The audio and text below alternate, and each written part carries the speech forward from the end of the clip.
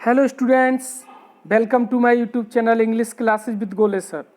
तो students, today मैं आपके सामने लेके आया हूँ इंग्लिश के कुछ महत्वपूर्ण सेंटेंसेस जो कि आपकी रोज़मर्रा की ज़िंदगी में बहुत काम आते हैं। तो देखिए, पहला जो सेंटेंसेस है, प्यार को प्यार खींचता है। इसको हम इस तरीके से भी कह सकते हैं कि प्यार से प्यार मिलता है, प्यार प्यार को पैदा करता है। अगर हम दूसरे को प्यार देंगे तो हमें प्यार मिलेगा। इस तरीके से बोलने के लिए जो सेंटेंस है वो है लव बिगेट्स लव। बिगेट मीन्स होता है पैदा करना, उत्पन्न करना, संतान पैदा करना। ये सब मीनिंग होती हैं बिगेट के। तो पहला सेंटेंस आज आपने पढ़ा, प्यार को प्यार खींचता है या प्यार से प्यार मिलता है। Love begets love. Second sentence है कहना सरल है लेकिन करना मुश्किल। यानी किसी काम को कहना बहुत आसान होता है और जब हम इसको करते हैं तो बहुत मुश्किल होता है। कई लोग कहते हैं कि हम इस काम को बहुत आराम से कर लेंगे, लेकिन जब करते हैं तो उन्हें बहुत परेशानी आती है, बहुत मुश्किल होता है। तो आप कह सकते हैं easier said than done. Easier said than done यानी कहना सरल, किससे? करने से। यानी कहना सरल है और करना मुश्किल है। तो easier said than done. Next है यह सुनकर मेरी जान में जान आई। बहुत ही इंपॉर्टेंट सेंटेंस है।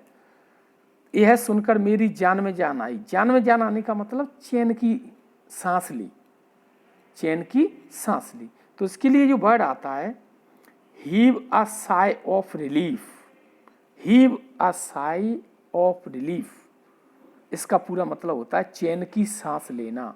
जैसे अपने घर में कोई व्यक्ति है और बहुत ही परेशान करता है, वो चला जाए तो आप कहते हैं वो चला गया तो मेरी जान में जान आई। यानी मुझे बहुत राहत मिली, बहुत आराम मिला।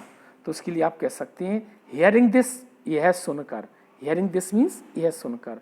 आई हीव्ड अ साई ऑफ रिलीफ, मेरी जान में जान आई या मुझे चैन मिला।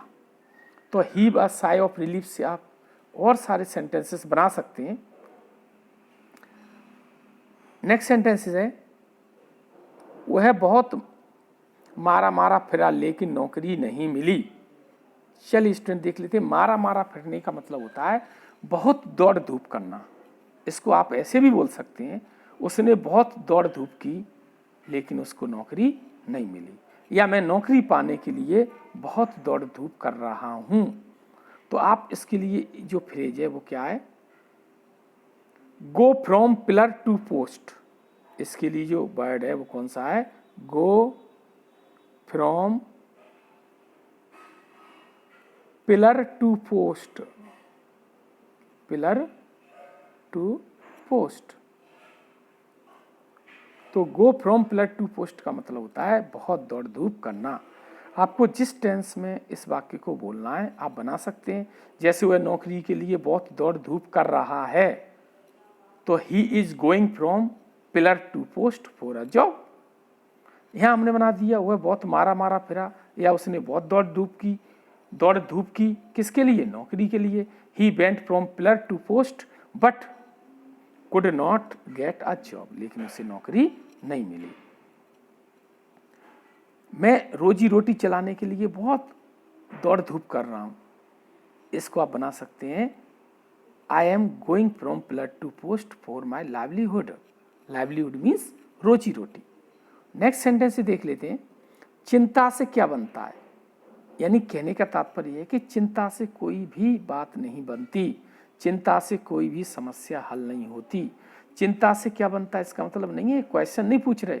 चिंता से क्या बनता है इसका मतलब चिंता किसी भी मामले को नहीं सुलझा सकती। तो कह सकते हैं worry does not mend matters. Mend means होता है सुधारना। मेंड एक बहुत अच्छा वर्ड है। मेंड मीन्स सुधार करना। जैसे बोलते हैं मेंड योर मैनर्स, अपने तौर तरीके सुधारो। तो worry does not mend matters यानी चिंता से क्या बनता है, चिंता से कोई समस्या हल नहीं हो सकती। नेक्स्ट सेंटेंस है मुझे घर की याद आती है। यानी घर की याद आने को बोलते हैं फील होम सिक। फील होम सिक। तो अगर आप पास्ट में इसको बनाते हैं मुझे घर की याद आती थी, आई फेल्ट होमसिक, मुझे घर की याद आ रही है, आप ING लगा के बना दीजिए। लेकिन जो शब्द मैंने उसको आप ध्यान रखिए, वो क्या है, फील होमसिक। फील होमसिक का मतलब है घर की याद आना, फील होमसिक। नेक्स्ट वर्ड है 12 तो कब के बज चुके हैं। 12 तो कब के बज चुके हैं, इसका मतलब है कि 12 बजे हुए बहुत समय निकल गया है। 12 तो कब के बज चुके हैं, इसका मतलब क्या है कि 12 तो बहुत पहले बज चुके हैं। तो इसकी इंग्लिश में कैसे बोलेंगे, it is long past 12। It is long past 12, यानी आप कह सकते हैं 5 तो कब के बज गए, यानी बहुत पहले बज गए, तो इट इज लॉन्ग पास्ट 5। इस सेंटेंस की मदद से आप और कई सेंटेंसेस बना सकते हैं। नेक्स्ट देखते हैं, वह लकीर का फकीर है। देखिए स्टूडेंट्स, पहले समझ लें लकीर का फकीर क्या होता है। लकीर का फकीर होने का मतलब होता है कोई जो अन्य व्यक्ति है वो किसी एक लाइन पे चल रहे हैं, उसी लाइन पे आप चल रहे हो, जो आपके पुराने लोग कर गए उसी काम को आप करते जा रहे हैं, तो उसे बोलते हैं लकीर का फकीर। यानी जो पहले किसी ने किया है उसी को आप कर रहे हैं, तो उसे क्या बोलेंगे, लकीर का फकीर होना। इसके लिए आता है follow the beaten track. Follow the beaten track, track माने मार्ग, और बीटन माने जिस पे लोग चले हों, और फॉलो माने अनुसरण करना। तो he follows the beaten track, वह लकीर का फकीर है। यानी इसका मतलब किस मार्ग पर चलता है, जो कि पहले लोग उस मार्ग पर चल चुके हैं। He always follows the beaten track. Will you follow the beaten track? क्या आप लकीर के फकीर बनोगे? इस वर्ड से भी आप कई सेंटेंसेस अपने हिसाब से बना सकते हैं। नेक्स्ट सेंटेंस देखें, उसका बाल बाल रीढ़ में जकड़ा हुआ है। यहाँ आप कह सकते हैं उसका बाल बाल रीढ़ में, या रीढ़ से कह सकते हैं, या रीढ़ में जकड़ा हुआ है। यानी कहने का तात्पर्य है कि उस पर ढेर सारा कर्ज है। तो आप इसके लिए जो सेंटेंस बनेगा वो क्या है, he is over head and ears in debt. DEBT, debt माने होता है कर्ज, DEBT, डेट मीन्स क्या होता है कर्ज। तो he is over head and ears in debt, वह उसका बाल बाल ऋण से जकड़ा हुआ है, यानी बाल बाल ऋण में जकड़ा हुआ है, यानी उस पर ढेर सारा कर्जा है। अगला देखते हैं, चोर पुलिस को चकमा दे गया। देखिए सबसे पहले समझ लेते हैं चकमा देना। चकमा देने को बोलते हैं give a slip, give a slip.